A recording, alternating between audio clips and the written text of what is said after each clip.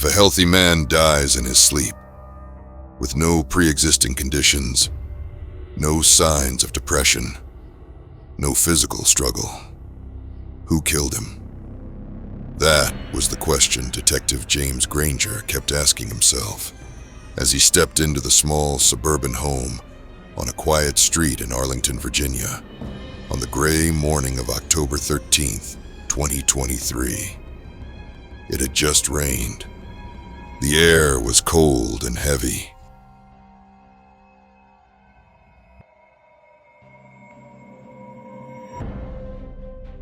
Inside the modest one-story house, a 35-year-old man named Thomas Rayner lay dead in bed. His eyes were wide open, his lips twisted mid-sentence, as if he'd tried to speak but never got the chance. No blood, no bruises, no signs of a break-in. Just silence. 10 minutes later, his wife, Emily Rayner, came home from her shift at a restaurant nearby. Still in her uniform, face lightly made up, she froze at the sight of police cars outside. Then she ran. No, please, no. This can't be happening. He texted me last night, said he couldn't wait for breakfast. She collapsed beside the bed, sobbing uncontrollably. It was a heartbreaking scene. But something didn't sit right with Detective Granger. The house was spotless. Dishes were already washed, nothing out of place. The security camera at the front door had lost signal at 2 a.m. That felt deliberate. The coroner's initial report? Sudden cardiac arrest, possibly a heart attack. No toxins. No foul play detected. But Granger had seen death too many times to ignore his gut, and this death felt too clean. Emily sat outside the house, her head low, gripping her left arm, where there was a faint smear of dried blood, likely from when she tried to lift her husband's body. When asked about the previous night, she responded softly, "I made dinner like usual, just something simple. I went to bed early. Tom ate late. He said he was tired. We didn't argue. We were fine." Granger asked, "Did you eat together?" "No. I grabbed something after work. We barely crossed paths." "Any history of heart problems?" "No. Tom was perfectly healthy." Granger looked into her eyes. They were teary. But behind them, something felt cold, flat.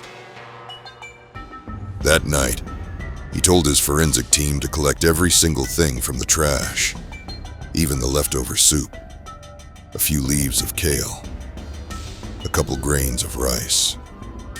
The next day, back at Arlington Police HQ, Granger stood before the case board.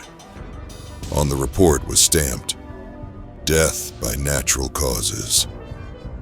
He didn't erase it, but he placed a sticky note over it. Unnatural. Something wasn't adding up.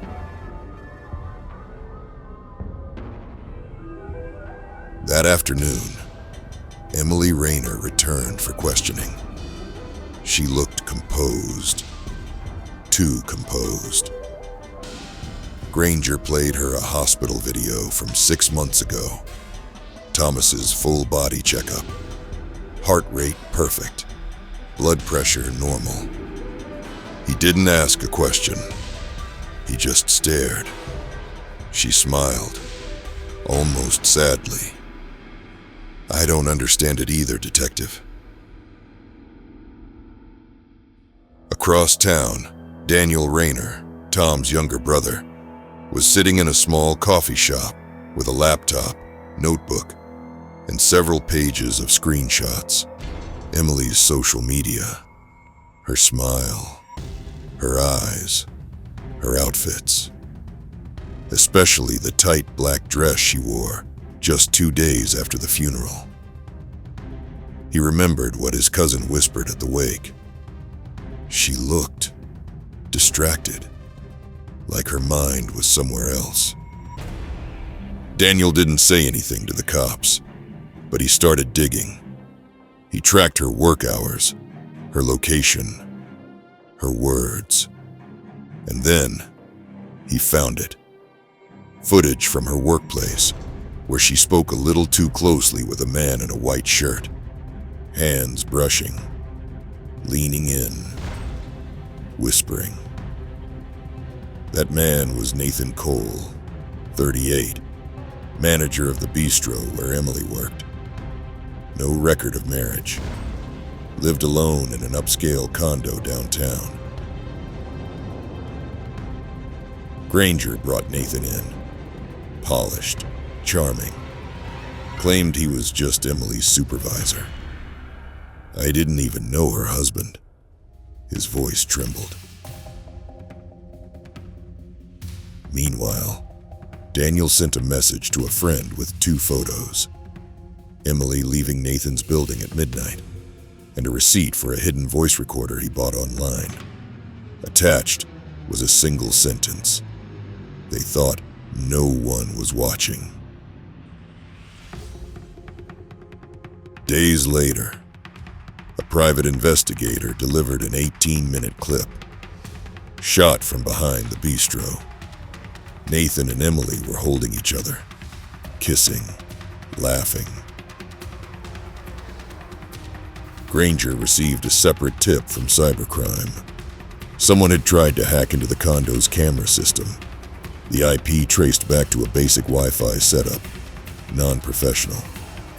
Someone else is investigating with us, he muttered. A week passed. Then a package arrived. No return address. Inside, photos of Emily visiting Nathan's place. Said late at night, audio from Nathan's car. Hurry, don't let them suspect anything. If they start digging, we're screwed. Granger checked pharmaceutical records. A flagged entry popped up. 4 months earlier. Someone had imported a banned neurotoxin from Singapore. Clear, odorless, tasteless. Causes heart failure within 12 minutes. Untraceable after 5 hours without specialized tools. Address of delivery? Storage room at Emily's workplace. Still no concrete proof, but something dark was building. On the night of November 10th, Emily and Nathan dined at a rooftop restaurant. Toasted champagne, laughed freely. By 4 a.m., their car was found parked in a quiet suburban cul-de-sac. Doors locked. Inside were 2 bodies. Emily was slumped over, foaming at the mouth. Nathan collapsed on the wheel, eyes wide open.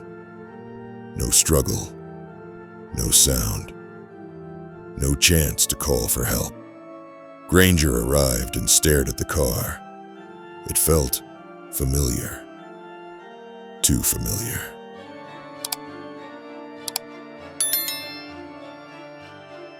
Toxicology confirmed. Unknown neurotoxin. Same as the one suspected in Tom's death. Granger called a meeting. Who was near the restaurant and the condo in the 12 hours before the deaths? A junior officer replied. A motorbike was seen at both locations. Plate registered to Daniel Rayner. Granger brought Daniel in. The young man showed up calm, in a plain white shirt. When asked about his whereabouts that night, he answered, "I was home, alone." "You had no relationship with either victim?" They killed my brother. Do you feel satisfied now? Daniel paused. I feel like someone finally paid for what they did. Search of his apartment revealed a hidden USB. Dozens of folders, photos, audio files, research on chemical agents. A document titled, Plan A, No Need for a Court. Every detail, every loophole, every movement of the targets. Granger stood with the folder in hand. Why didn't you give this to me earlier? Daniel stared. I did. October 19th. An anonymous email. I sent it all. And they were still alive. Still drinking wine. Still kissing each other like nothing ever happened. Granger understood. This wasn't just about justice anymore. This was grief, fermented into revenge. May 2nd, 2024. Arlington Superior Court. Daniel Rayner stood trial for 2 counts of first-degree murder. He did not plead for mercy. He did not deny it. He simply said, I didn't kill them because I was angry. I killed them because they stood there laughing, while my brother's ashes sat in an urn. The jury took 4 hours. The sentence? Death penalty. In the back of the courtroom, his mother sat quietly, holding a photo of her 2 sons. I lost them both, she whispered. But if Daniel dies, I lose everything that's left. 3 lives gone, 2 betrayers, 1 mother alone. Granger closed the file. Justice was served. But in his heart, he knew no one really survived. This wasn't just a murder case. It was a reminder, a warning. If justice arrives too late, someone else will pick up the knife.